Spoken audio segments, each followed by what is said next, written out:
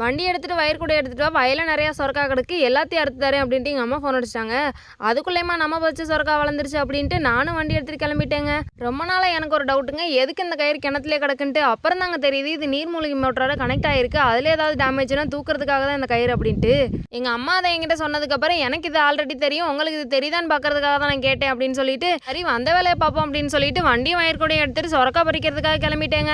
அங்கே போனதுக்கப்புறம் வயர் கூடைய ஹேண்ட்பேக் மாதிரி போட்டுட்டு செப்பலை கழட்டி போட்டுட்டு வயலுக்குள்ளே இறங்கிட்டேங்க. போன உடனே ஒரு சொரக்கா கொடிக்குள்ள இறங்கி நானும் அலசி அரைஞ்சு பார்க்குறேங்க, ஒரு சொரக்காயை கூட காணோம். இதென்னமா ஏமாற்றமா இருக்கு அப்படின்னு சொல்லிட்டு வேற கொடிக்கு போயிட்டோங்க. வேமா இங்கே வாங்க இங்கே வாங்க, நான் சொரக்காயை பார்த்துட்டேன் அப்படின்னு சொல்லி எங்கள் அம்மா கூப்பிட்டு இருக்கிற சொரக்காயெல்லாம் வேக வேகமாக அறுக்க ஆரம்பிச்சேங்க.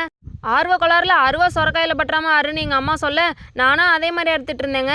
அருவா சொரக்காயில் பட்டு கருத்து போயிடுச்சுன்னா அதுக்கு கூட பூச்சி இருக்குன்ட்டு நம்ம ஊருக்காரங்க வாங்கவே மாட்டாங்கங்க. அதுக்காகவே பொறுமையாக எல்லா காயும் அறுத்துக்கிட்டு கூடையிலையும் அடுக்கிக்கிட்டு தூக்கிட்டு வீட்டுக்கு கிளம்பி வந்துட்டோங்க.